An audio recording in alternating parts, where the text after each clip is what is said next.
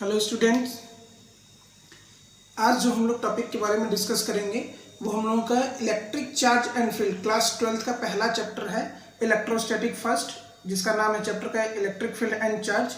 इसमें हम लोग ये जो वीडियो देखेंगे आज दूसरा पार्ट है, जिसमें कूलॉम्स लॉ के बारे में हम लोग डिस्कस करेंगे। कूलॉम्स लॉ के टोटल 2 वीडियो हैं, ये कूलॉम्स लॉ का पहला वीडियो है, तो दोनों वीडियो देखिएगा। उसके बाद आप कूलॉम्स लॉ में आपको 1% का भी डाउट नहीं रहेगा। आज का जो वीडियो कूलॉम्स लॉ का है जो हम लोग पढ़ेंगे आज हम लोग पूरा उसका डेरिवेशन, स्टेटमेंट, कॉन्सेप्ट, एजप्शन, जितने भी चीजें हैं और जो मेन फंडामेंटल न्यूमेरिकल्स हैं कि इलेक्ट्रोस्टैटिक फोर्स को कैसे हम सेंट्रीपिटल फोर्स में कन्वर्ट कर सकते हैं, उसके साथ कैसे रिलेट कर सकते हैं, इलेक्ट्रोस्टैटिक फोर्स और ग्रेविटेशन फोर्स को एक साथ कैसे रिलेट कर सकते हैं, इन सब सारे चीज़ों के बारे में हम लोग बात करेंगे और उसका न्यूमेरिकल भी देखेंगे। और जो दूसरा वीडियो, इस पार्ट का जो दूसरा वीडियो होगा उसमें IIT JEE नीट और CBSE एग्जाम बोर्ड में जितने इंपॉर्टेंट क्वेश्चन पूछने वाले हैं वो सारे क्वेश्चन का केवल हम न्यूमेरिकल का केवल वीडियो उसका बनाएंगे, जो बहुत ही इंपॉर्टेंट है। इस वीडियो को आप देखेंगे, उसके बाद ही उस वीडियो को देखिएगा। और हाँ, अभी तक जो इलेक्ट्रिक फील्ड और चार्ज वाला जो है, आप अगर पहला पार्ट नहीं देखे हैं तो आई बटन में आपको सजेस्टेड करके दिया जा रहा है, उसको क्लिक करते ही आप फर्स्ट वीडियो पे पहुंच जाएंगे और उसको आप देखने के बाद इस वीडियो को देखिएगा। अभी तक जो लोग इस चैनल को सब्सक्राइब नहीं किए हैं वो लोग इस चैनल को सब्सक्राइब कर लें और प्रेस कर ले बेल आइकन को, ताकि जो भी वीडियो हम अपलोड करें वो आपके पास सबसे पहले पहुंच जाए। चलिए स्टार्ट करते हैं वीडियो। कूलॉम्स लॉ पढ़ने से पहले हम लोगों को कुछ रूल जो है देखना पड़ेगा कि रूल क्या क्या फॉलो करते हैं, यानी कौन से रूल को फॉलो अगर हम करेंगे तभी कूलॉम्स लॉ हम यूज कर सकते हैं, अन्यथा नहीं यूज कर सकते हैं। तो सबसे पहले कूलॉम्स लॉ जो है वो बोलता है कि जो चार्ज है वो उसका नेचर पॉइंट चार्ज जैसा होना चाहिए, यानी कि चार्ज रेस्ट में हो, यानी पॉइंट चार्ज हो। ठीक है। दूसरा, चार्ज का नेचर किसी भी तरीके से हो सकता है, या तो वो पॉजिटिव हो या नेगेटिव हो या टेस्ट चार्ज हो, किसी भी तरीके का चार्ज को वो फॉलो करेगा, लेकिन वो चार्ज पॉइंट चार्ज होना चाहिए, मोशन में नहीं होना चाहिए चार्ज। ठीक है। Charge in rest. तो ये कुछ रूल हैं, एजम्पशन है, जिनको हम लोग फॉलो करेंगे, उसके बाद ही कूलॉम्स लॉ को हम लोग क्या कर सकते हैं, यूज कर सकते हैं। अब कूलॉम्स लॉ ने क्या बोला है वो देखते हैं। इन्होंने ये बताया है कि टू इलेक्ट्रिकल चार्ज अगर हैं, ठीक है, अब वो चार्ज प्लस प्लस भी हो सकते हैं, माइनस माइनस भी हो सकते हैं, प्लस माइनस भी हो सकते हैं, माइनस प्लस भी हो सकते हैं। ठीक है, इस तरीके से वो हो सकते हैं। अब यहाँ पे ध्यान ये देना है, जैसे हम सपोज करें कि सबसे पहले ये देखिए, अगर सेम चार्जेज रहते हैं दोनों तो उसको हम लोग लाइक चार्ज बोलते हैं। ठीक है। लेकिन अगर डिफरेंट चार्ज रहते हैं तो उसको हम लोग अनलाइक चार्ज बोलते हैं। आप लोग 9th में पढ़े होंगे कि लाइक चार्ज जो है वो रिपल्सन फोर्स को प्रोड्यूस करता है। ये जो है रिपल्सिव फोर्स जो है प्रोड्यूस करता है, और ये जो है अट्रैक्शन फोर्स। ठीक है, ये अट्रैक्शन फोर्स को क्या करता है, जनरेट करता है। अब यहाँ पे हम लोग देखेंगे इनका स्टेटमेंट्स, कि कूलॉम्स लॉ का स्टेटमेंट है क्या और इनका फार्मूला क्या है, और कैसे इस फार्मूले को हम न्यूमेरिकल के थ्रू जो है लगा सकते हैं या नहीं लगा सकते हैं। चलिए स्टेटमेंट देखते हैं। तो इन्होंने बोला कि अगर 2 चार्ज हों, ठीक ना, मान लेते हैं एक चार्ज यहाँ पे है, प्लस चार्ज है यहाँ पे, और एक चार्ज यहाँ पे है, माइनस चार्ज है। ये चार्ज दोनों सेम भी हो सकते हैं या दोनों डिफरेंट, यानी लाइक चार्जेस भी हो सकता है, अनलाइक चार्जेस भी हो सकता है। अब बात करते हैं, ये तो चार्ज का बिहेवियर हो गया।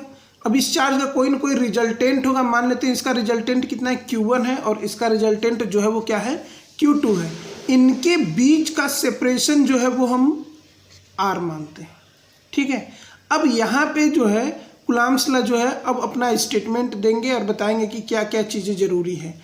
तो उनका फर्स्ट स्टेटमेंट है कि अगर ये चार्ज लाइक हो या अनलाइक, इनके बीच में फोर्स लगना तय है। या तो वो अट्रैक्शन फोर्स हो सकता है या तो वो रिपल्सन फोर्स हो सकता है। अट्रैक्शन और रिपल्सन फोर्स चार्ज के बिहेवियर पे डिपेंड करेगा।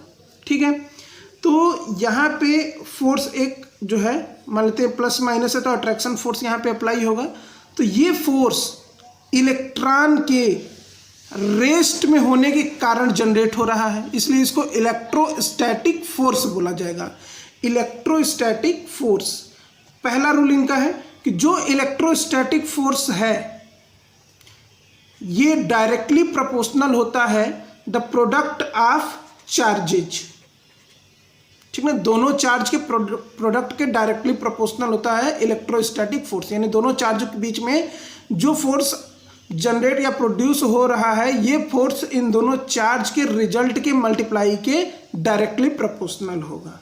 ठीक है, तो इसका स्टेटमेंट भी हम लोग लिखेंगे कि the electrostatic force is directly proportional to the product of charges. Okay, second इनका है कि जो इलेक्ट्रोस्टैटिक फोर्स है ये तो चार्ज के करस्पॉन्डिंग हो गया इलेक्ट्रोस्टैटिक का। अब इलेक्ट्रोस्टैटिक का रेडियस के करस्पॉन्डिंग देखेंगे। ठीक है, तो उन्होंने बताया कि electrostatic force is inversely proportional to the square of distance between charges. ध्यान से जो वर्ड बोल रहे हैं उसको सुनिएगा और अपने कॉपी पे उसको नोट कर लीजिए।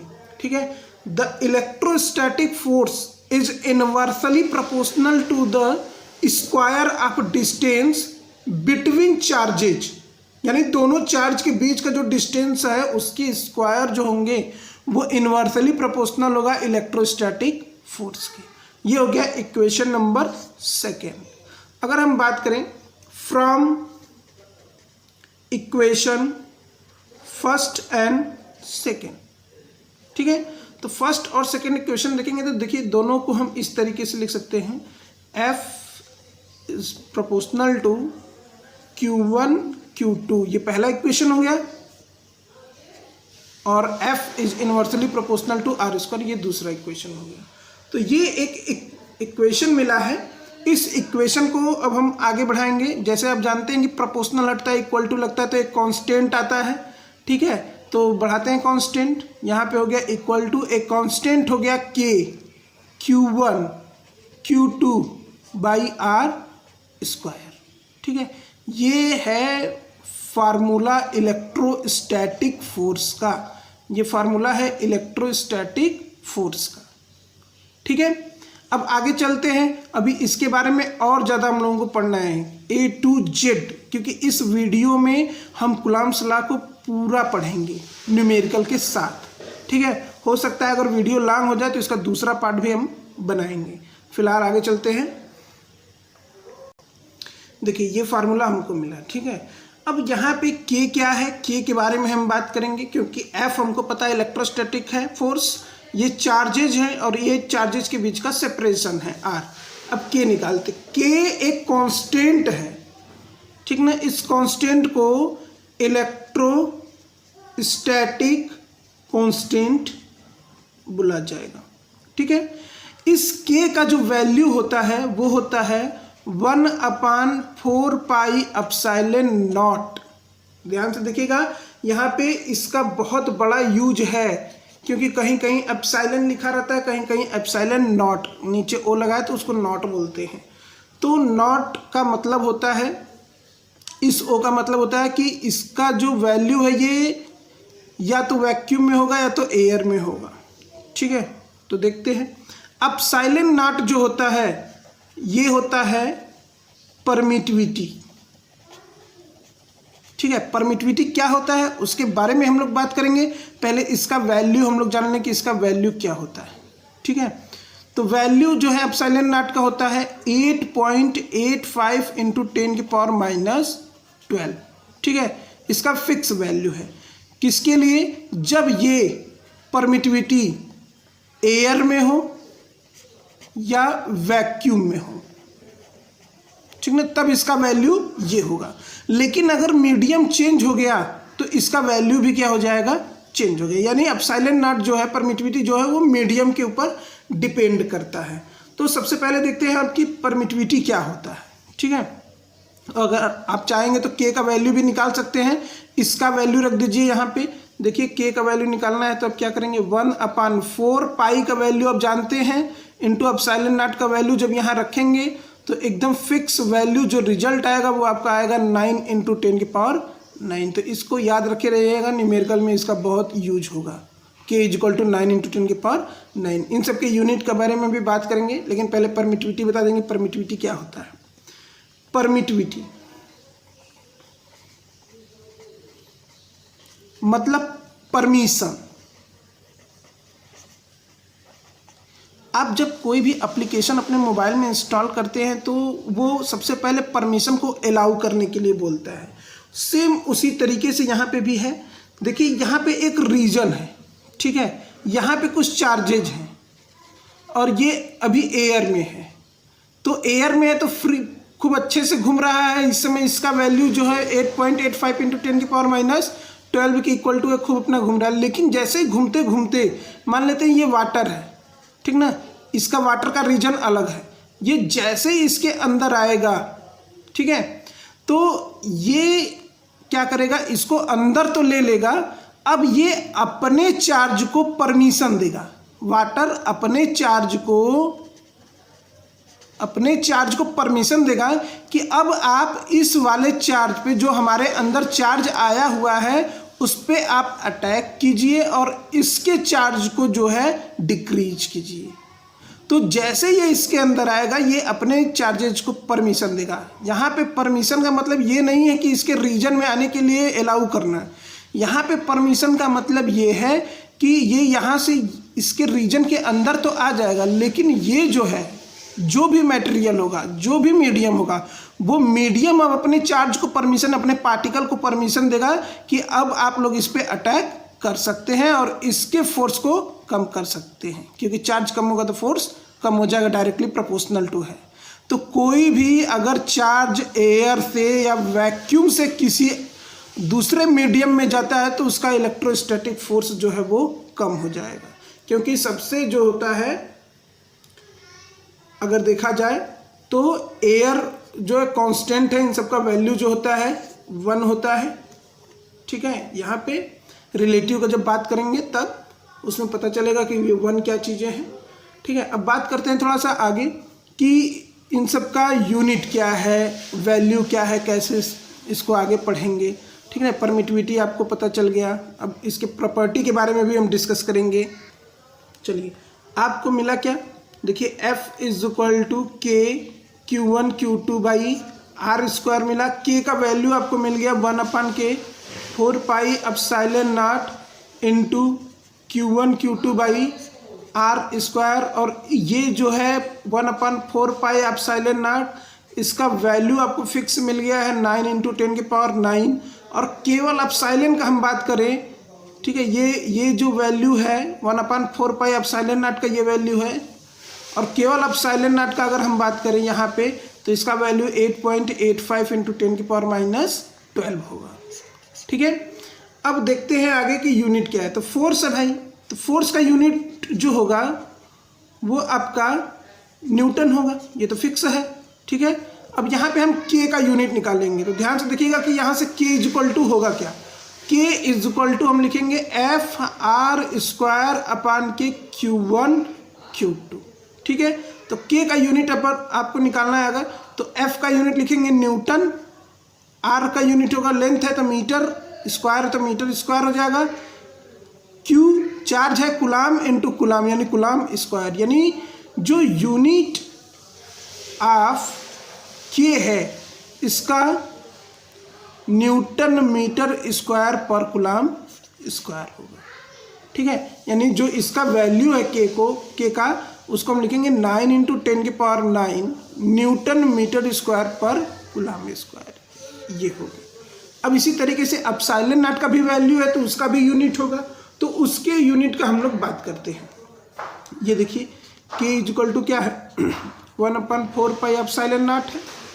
ठीक है। अगर इसको हम आगे करें, इस एप्सिलॉन नॉट को यहाँ रिप्लेस करें तो एप्सिलॉन नॉट इक्वल टू क्या हो जाएगा, 1/4 पाई के हो जाएगा, ठीक है।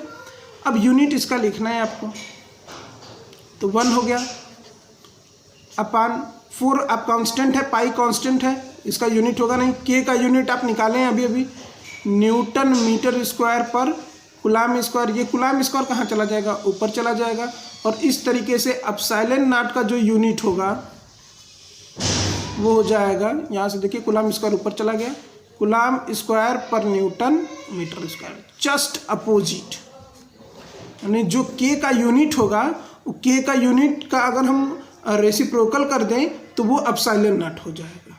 अब इसकी वैल्यू का अगर बात करें तो इसका वैल्यू है 8.85 इंटू 10⁻⁻12 यूनिट, ये वाला उसके आगे लगा देंगे। तो इस तरीके से हमारा के का यूनिट एप्सिलॉन नॉट का यूनिट हो गया। फोर्स का यूनिट हम जानते हैं, डिस्टेंस का यूनिट जानते हैं, चार्ज का यूनिट जानते हैं। तो इन सब के यूनिट के बारे में जो है बात हम लोग का क्लियर हो गया कि यूनिट भाई कंप्लीट हो गया। अब बात करें कि यहाँ पे जो इलेक्ट्रोस्टैटिक फोर्स आया है, इसकी प्रॉपर्टीज़ क्या है, क्या क्या ये प्रॉपर्टी होल्ड कर सकता है। तो नेक्स्ट टॉपिक जो है प्रॉपर्टी ऑफ चलिए देखते हैं प्रॉपर्टी ऑफ इलेक्ट्रोस्टैटिक फोर्स, ठीक है। तो क्या क्या प्रॉपर्टी होने चाहिए इलेक्ट्रोस्टैटिक फोर्स के लिए, क्या क्या होता है। सबसे पहले कि ये जो इलेक्ट्रोस्टैटिक फोर्स है वो अट्रैक्टिव भी हो सकता है और रिपल्सिव भी हो सकता है। अब आपको ये पता होना चाहिए कि अट्रैक्टिव कब होगा, रिपल्सिव कब होगा। अट्रैक्टिव जब दो डिफरेंट चार्ज रहेंगे तो अट्रैक्टिव हो जाएगा, और सेम चार्ज रहेंगे तो रिपल्सिव हो जाएगा। उसके बाद है कि जो इलेक्ट्रोस्टैटिक फोर्स है वो हमेशा दो चार्ज के बीच में ही डेवलप्ड होगा, ठीक है, चाहे वो कैसा भी चार्ज हो, लेकिन चार्ज पॉइंट होना चाहिए, स्टैटिक होना चाहिए, नेचर उसका कैसा भी हो, ठीक है। Nature that means sign. Third और लास्ट जो है वो बहुत इंपॉर्टेंट है, ओबे इनवर्स स्क्वायर लॉ। एफ जो है वो इनवर्स स्क्वायर लॉ को फॉलो करता है। क्यों? क्योंकि कूलम्ब्स लॉ के स्टेटमेंट में ही बोला गया है F is inversely proportional to the square of distance. यानी इनवर्स का मतलब अपान में हो गया और स्क्वायर का मतलब ये डिस्टेंस का हो गया आपका, ठीक ना। तो ये इस लॉ को जो है फॉलो करेगा। अब बात करें कि भाई हमने तो अभी तक जो फोर्स निकाला है, यानी 1/4 pi epsilon naught into Q1 Q2 by R square, या इसको आप ऐसे भी लिख सकते हैं 9 into 10⁹ into Q1 Q2 by R square. तो ये जो फोर्स आया है, ये फोर्स आया है केवल और केवल या तो वो पार्टिकल जो चार्जेज हैं वो वैक्यूम में हों या एयर में हों, ठीक है। जब मीडियम परमिटिविटी का यानी एप्सिलॉन नॉट परमिटिविटी का मीडियम अगर ये रहेगा तब ये फार्मूला हम यूज करेंगे। लेकिन अगर मीडियम चेंज हो जाए तो इलेक्ट्रोस्टैटिक फोर्स क्या होगा वो हम देखेंगे अब नेक्स्ट टॉपिक में।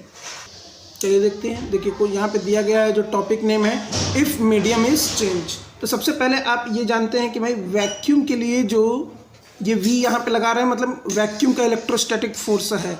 तो इसका इलेक्ट्रोस्टैटिक फोर्स अब अभी पढ़े हैं 1/4 pi epsilon naught into Q1 Q2 by R square. ये इक्वेशन हम फर्स्ट मान ले रहे हैं, ठीक है।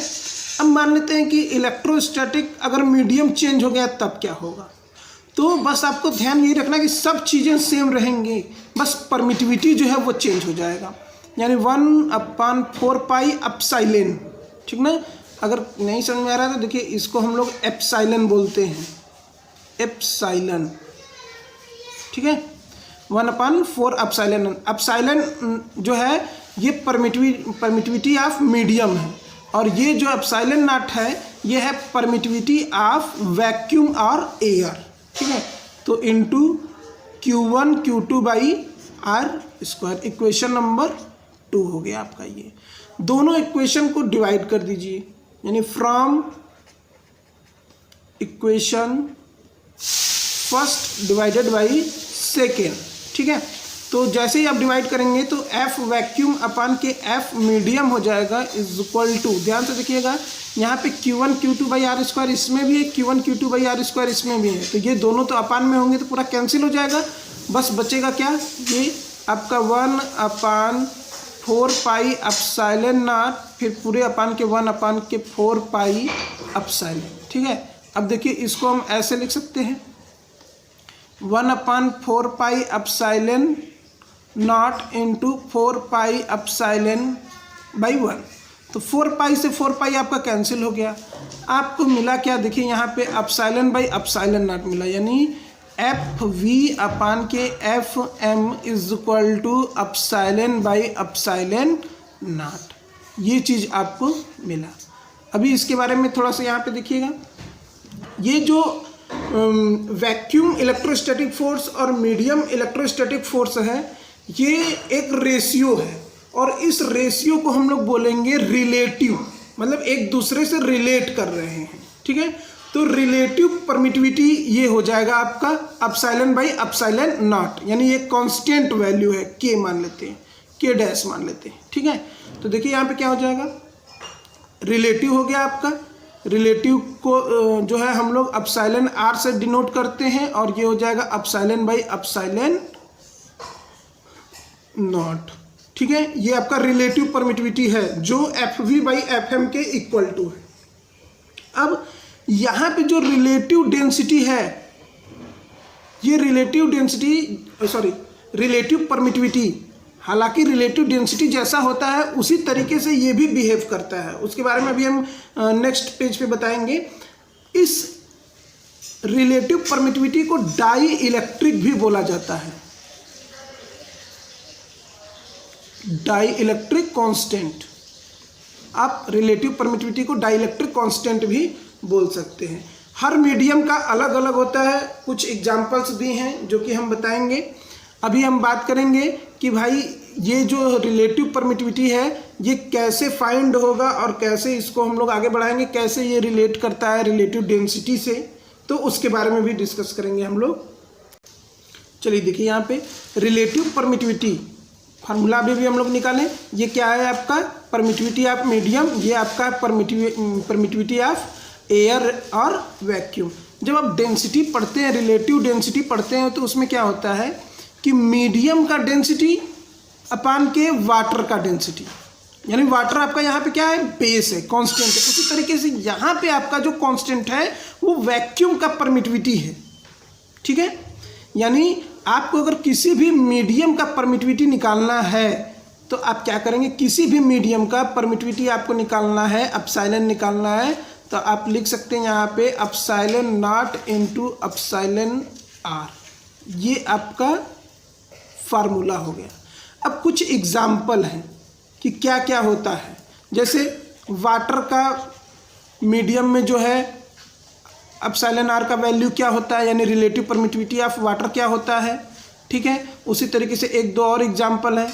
तो वाटर का जो है हम लोग 80.2 होता है, लेकिन 80 ही मान के चलते हैं, तो यहाँ पे रिलेटिव परमिटिविटी अगर वाटर का 80 है, ठीक है, तो मीडियम में कितना होगा, यानी रिलेटिव ये दिया गया है, ठीक ना, तो रिलेटिव है और मीडियम का निकालना है, तो ये वाटर का निकालना है आपको, ये हो जाएगा एप्सिलॉन नॉट का वैल्यू है 8.85 फिक्स है एकदम, 10 की power -12 is equal to relative permittivity of water कितना है 80। अब इसका मल्टीप्लाई करेंगे, जो आएगा वो हो जाएगा वाटर ऑफ परमिटिविटी। तो इस तरीके से आप करके किसी भी जो है निकाल सकते हैं, किसी भी मटेरियल के मीडियम का आप क्या कर सकते हैं, परमिटिविटी निकाल सकते हैं। ठीक है, चलिए इसके कुछ रूल हैं, एक वेक्टर के फॉर्म में है, उस वेक्टर के फॉर्म को देखते हैं। चलिए देखते हैं हमारा Coulomb's law in vector form. जैसे देखिए यहाँ पे एक फ्रेम ऑफ रेफरेंस दिखाया गया है। मान लेते हैं कोई दो चार्ज है, एक चार्ज आपका यहाँ पे है और एक चार्ज आपका यहाँ पे है, ठीक ना। इसका रिजल्टेंट मान लेते हैं Q1 है और इसका रिजल्टेंट हम मान लेते हैं Q2 है। अब देखिए करना क्या है, सबसे पहले आप ओरिजिन से इसका डिस्टेंस मेजर कर लीजिए। तो ओरिजिन से जब डिस्टेंस मेजर करेंगे तो ये 1 वाला है, तो हम इसको मान लेते हैं कि ये भाई हमारा R1 वेक्टर R1 है, पोजीशन वेक्टर R1 है, और इसको हम लोग मान लेते हैं कि पोजीशन वेक्टर R2 है। ठीक है, अब इन जब हमें फोर्स निकालना है Q1 और Q2 के बीच में, तो हमको डिस्टेंस भी तो Q1 और Q2 के ही बीच में चाहिए ना। तो Q1 और Q2 के बीच का जो डिस्टेंस है, ये देखिए, अगर आप 1 से 2 जा रहे हैं तो ये हो जाएगा R12, ठीक है। तो R12 के कारण जो फोर्स इलेक्ट्रोस्टैटिक फोर्स होगा वो F12 होगा। लेकिन अगर हम R21 करें यानी 2 से 1 जाएंगे, ध्यान से देखिएगा ये 1 से 2 के लिए है, लेकिन जब हम 2 से 1 जाएंगे तो उस समय डिस्टेंस जो होगा वो R21 होगा और उसके कारण जो इलेक्ट्रोस्टैटिक फोर्स होगा वो F21 होगा। ये ध्यान रखिएगा। अब हम देखिए फार्मूला लिखते हैं और इसको प्रूफ करते हैं। देखिए बहुत इजी तरीका है। सबसे पहले we know that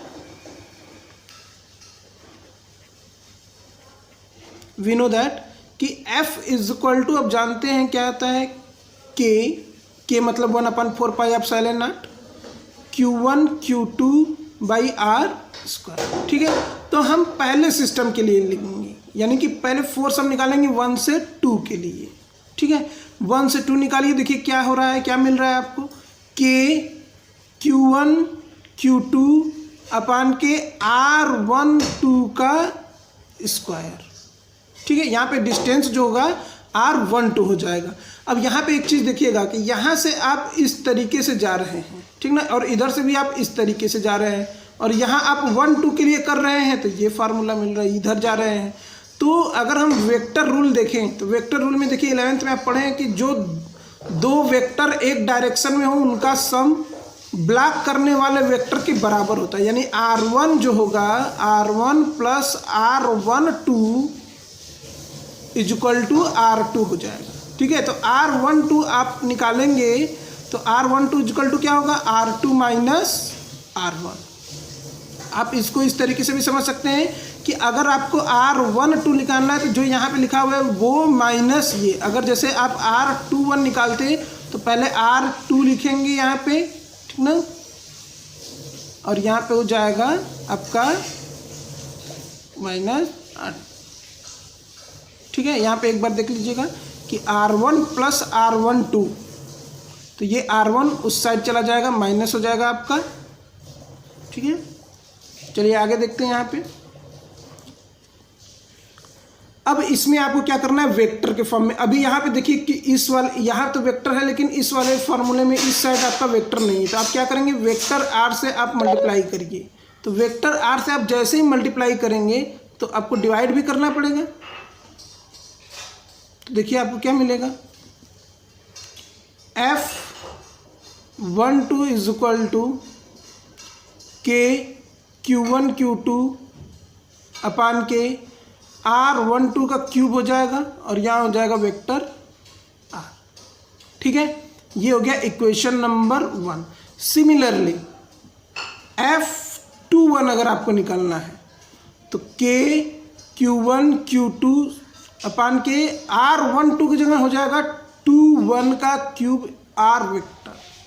equation number 2 हो गया ये। अब आप यहाँ पे देख रहे हैं सब चीज़ें सेम है, बस यहाँ पे R12 है, यहाँ पे R21 है, यानी वेक्टर जो है अपोजिट है, तो फोर्स भी क्या होगा, अपोजिट होगा आपका, यानी जो फोर्स आपका 1 2 है वो इक्वल टू होगा लेकिन अपोजिट साइन के साथ होगा। तो इसको हम लोग बोलेंगे कूलम्ब्स लाइन वेक्टर फॉर्म। ठीक है, नेक्स्ट टॉपिक है हम लोगों का सुपरपोजिशन लॉ, कि सुपरपोजिशन लॉ होता क्या है। अब देखिए इसको इजीली समझते हैं थोड़ा सा।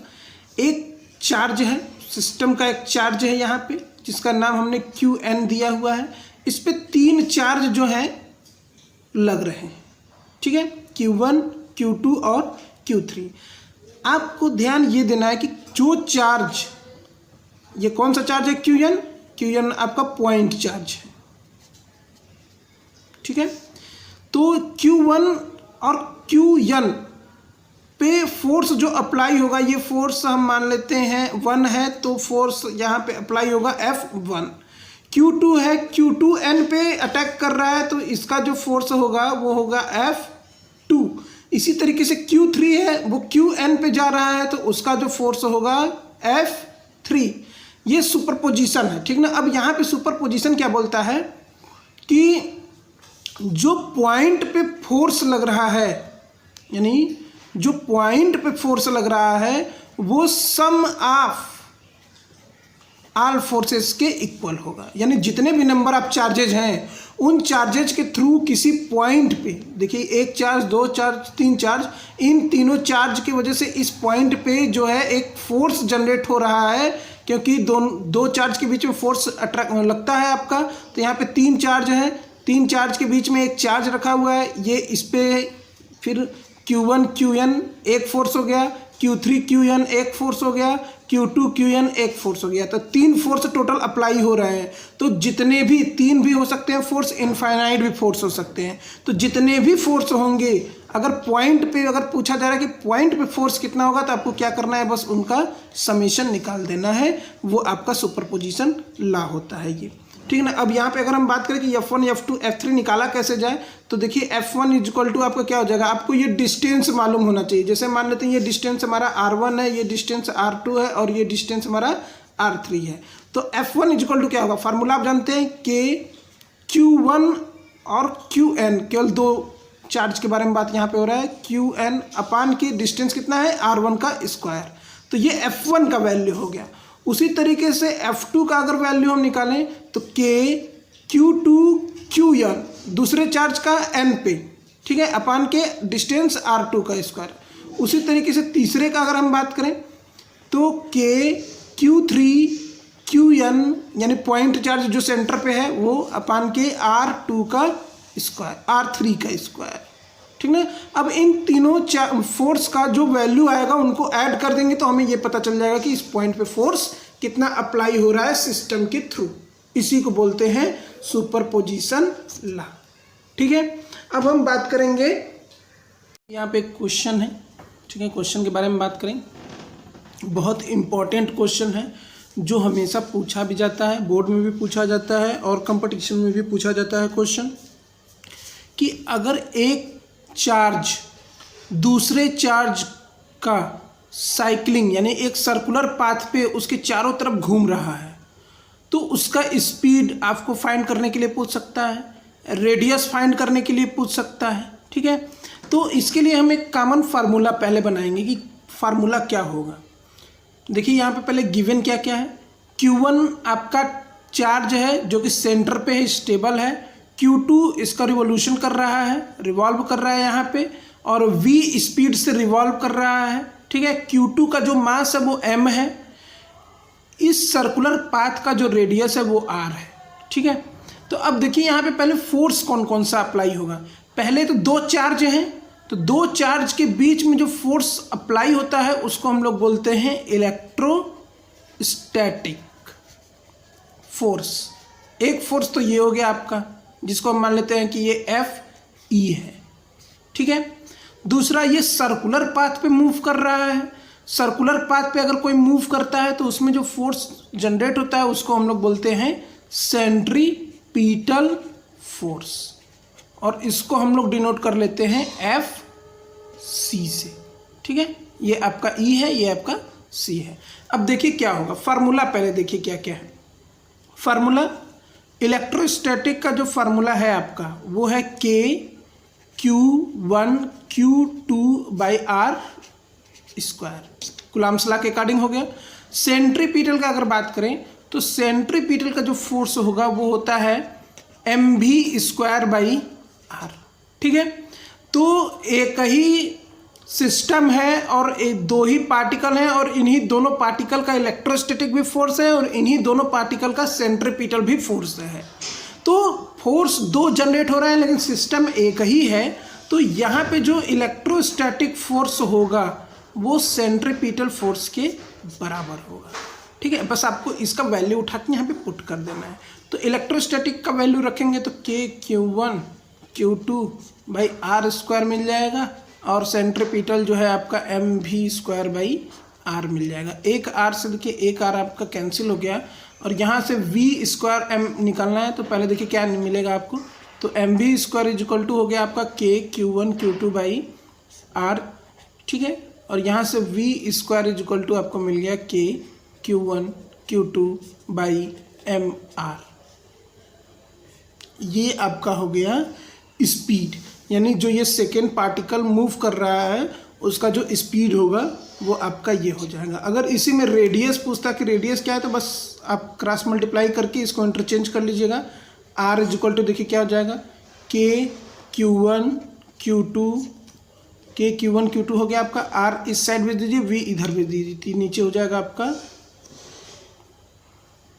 नीचे आपका हो जाएगा mv²। ये आपका फार्मूला होगा, ठीक है। तो इस तरीके से ये सब न्यूमेरिकल जो है सॉल्व होंगे। और भी न्यूमेरिकल हैं, अभी आगे देखते हैं हम लोग।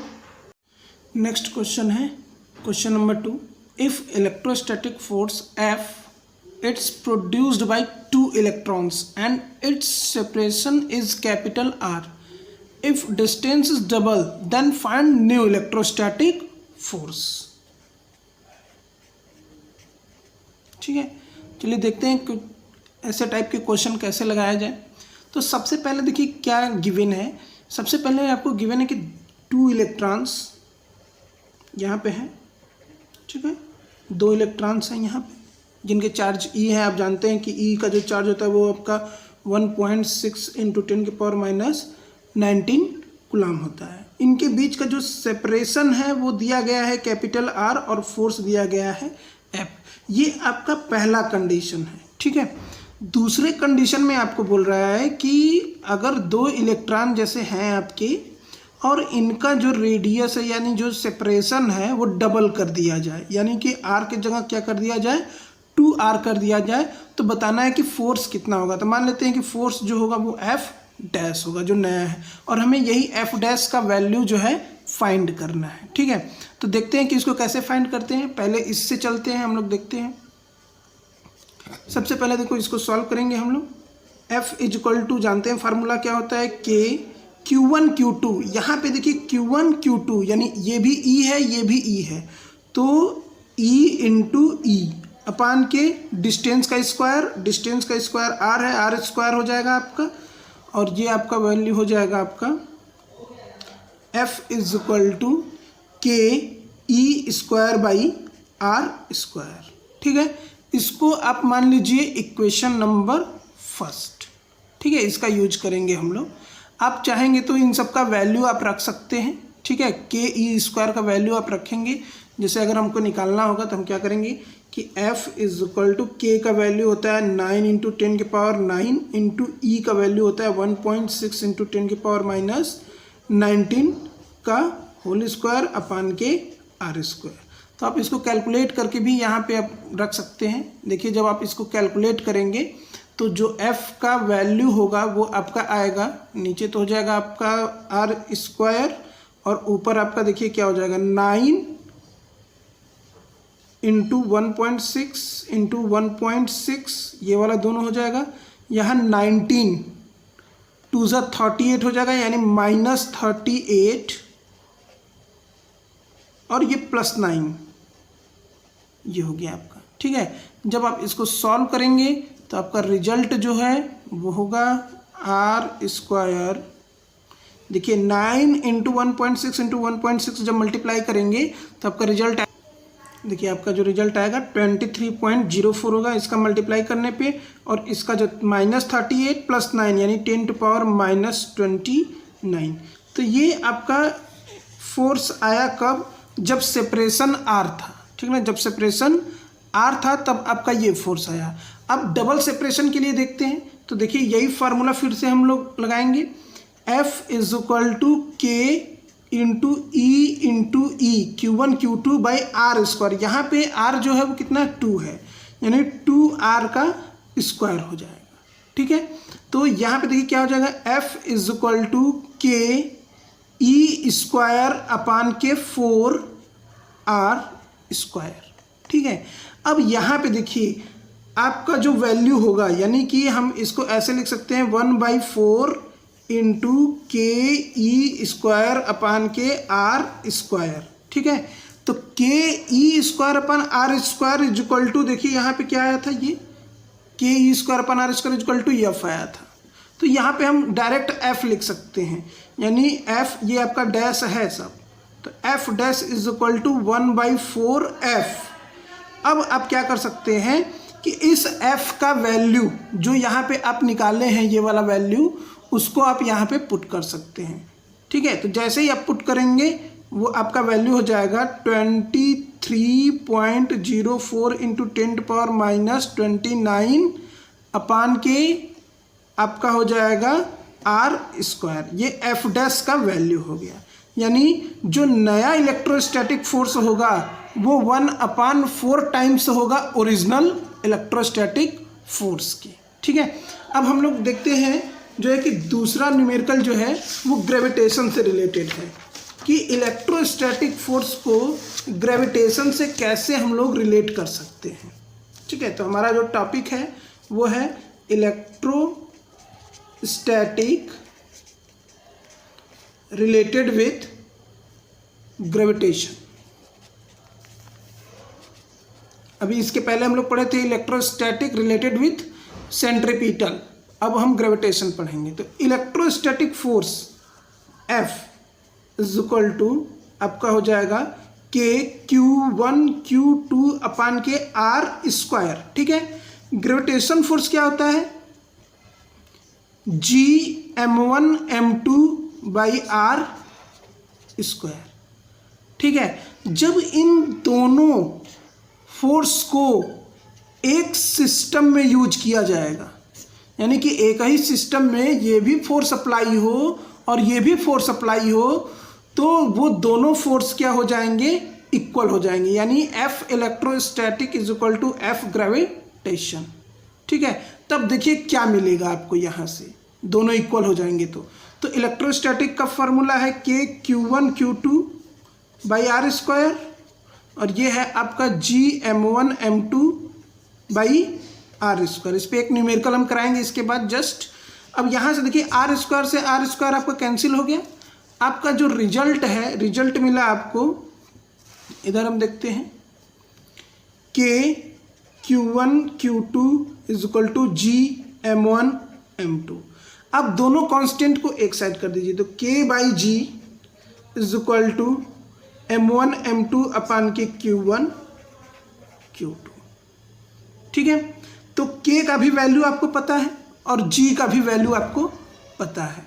ठीक है, तो मास और चार्ज का आप रेशियो निकाल सकते हैं, और इसी पे आप केमिस्ट्री में एक फार्मूला पढ़े होंगे m/e मेथड। तो m/e मेथड यहीं से आता है, m²/e² ये हो जाता है, और यहाँ पे वैल्यू जो है हम इसका पुट करके देख लेते हैं कि क्या आता है, तो उसके अकॉर्डिंग हम सॉल्व करते हैं। जैसे कि मान लेते हैं कि यहाँ पे इस टाइम अगर हम मान लें कि m1 इक्वल टू m2 हो जाए और q1 इक्वल टू q2 हो जाए, और ये m के इक्वल टू हो जाए और ये e के इक्वल टू हो जाए, तब आपका रिलेशन देखिए क्या हो जाएगा। k का वैल्यू रख दीजिए 9 इंटू 10⁻⁹, g का वैल्यू रख दीजिए 6.7 इंटू 10⁻11 इज इक्वल टू, ये हो जाएगा m1 m2 दोनों m है तो m² हो जाएगा, और ये आपका e² हो जाएगा। ठीक है, तो इसको जब हम लोग सॉल्व करेंगे तो ये देखिए आपको मिलेगा 9 अपान के 6.7 इंटू -11 है, ऊपर चला जाएगा, ये हो जाएगा 20 इक्वल टू m²/e²। अब इसको हम लोग सॉल्व करते हैं, देखते हैं क्या मिलता है इसको सॉल्व करने पे। तो देखिए जब हम लोग इसको 9/6.7 करेंगे तो हमारा आएगा 1.3 इंटू 10⁻20। अब ये m²/e² है, तो हम निकालेंगे m/e। तो m/e जब निकालेंगे तो ये हमारा रिजल्ट देगा रूट में 1.2, इसका होगा 1.3 का रूट में हो जाएगा आपका 1.2, सॉरी, तो आपका यहाँ पे रिजल्ट हो जाएगा 1.16 इंटू 10⁻20 को स्क्वायर रूट से निकालेंगे 10 हो जाएगा। तो ये हो गया m/e रिलेशन। अब इस पे न्यूमेरिकल कैसे पूछेगा वो देखते हैं हम लोग। देखिए ये क्वेश्चन नंबर 3 है, जो ग्रेविटेशन जैसा क्वेश्चन है कि कैसे पूछेगा। इसमें आपको चार्ज नहीं देगा, इसमें पहले आपको मास देगा कि दो आपके ऑब्जेक्ट हैं, एक का जो मास है वो 10 kg है, एक का मास जो है वो आपका 20 kg है, और एक जो ऑब्जेक्ट है उसका चार्ज 4 कूलम है, तो दूसरे का चार्ज आपको फाइंड करना है। ठीक है, तो आपको फार्मूला क्या है, इसके पहले वाले में फार्मूला हम बताएं अभी क्या आया है। जैसे अगर फिर से फार्मूला निकालना चाहेंगे तो देखिए यहाँ पे आपका हो जाएगा इलेक्ट्रोस्टैटिक का जो है वो हो जाएगा आपका Q1 Q2 बाई r², और ग्रेविटेशनल वाले का हो जाएगा Gm1m2/r²। ठीक है, ये दोनों फोर्स आपस में इक्वल होंगे तो ये दोनों चीज़ भी इक्वल हो जाएगा और r से r कैंसिल हो जाएगा और आपको मिलेगा क्या, K Q1 Q2 = Gm1m2। अब देखिए आपको क्या फाइंड करना है, सेकेंड का चार्ज फाइंड करना है मास वाले का। ठीक है, तो Q2 फाइंड करना है आपको, Q1 दिया हुआ है तो Q2 यहाँ रख लीजिए और Q2 = देखिए क्या हो जाएगा, Gm1m2/K, Q1 आपका नीचे आ जाएगा। ठीक है, अब इसी को आपको सॉल्व कर देना है। G का वैल्यू आपको रख देना है 6.67 × 10⁻11। मास M1 आपको 10 kg दिया गया है, मास M2 आपको 20 kg दिया गया है। K का वैल्यू 9 × 10⁹ होता है, तो यहाँ पे देखिए K का वैल्यू 9 × 10⁹ हो गया। Q1 आपको 4 कूलम दिया गया है। तो अब आपको बस इसको सॉल्व करना है। ये देखिए 5 गया आपका। ठीक है, तो जो आपका रिजल्ट आएगा यहाँ पे हम लिख रहे हैं इसको 6.67, पहले डिजिट लिखा जाता है, डिजिट हो गया आपका। अब 10 के पावर वाला लिखिए। देखिए यहाँ पे आपका एक 5 भी बचा हुआ है, यहाँ पे 5 कर लीजिए आप। ठीक है, 10 की पावर देखिए क्या क्या, -11 है, यहाँ पे 1 है तो +1 हो गया, ये +9 है, ऊपर जाएगा तो आपका हो जाएगा -9। ठीक है, इधर आते हैं इसी क्वेश्चन को बढ़ाते हुए। देखिए क्या मिलता है हमको। सबसे पहले हम मल्टीप्लाई करेंगे 5 × 6.67/9, सॉल्व करते हैं इसको। चलिए देखिए, जब आप इसको सॉल्व करेंगे तो सॉल्व करने पे आपका रिजल्ट आएगा 3.70। उसके बाद हम पावर का अगर बात करें तो यहाँ देखिए -11 +1 -9, तो -9 और -11 आपका हो जाएगा -20, और -20 या प्लस करेंगे तो हो जाएगा -19। तो इसका यूनिट लिख देते हैं कूलम, यानी आपका जो वैल्यू आया सेकेंड चार्ज का वो 3.70 × 10⁻19 कूलम आया। ठीक है, अब हम लोग जो बात करेंगे, ठीक है,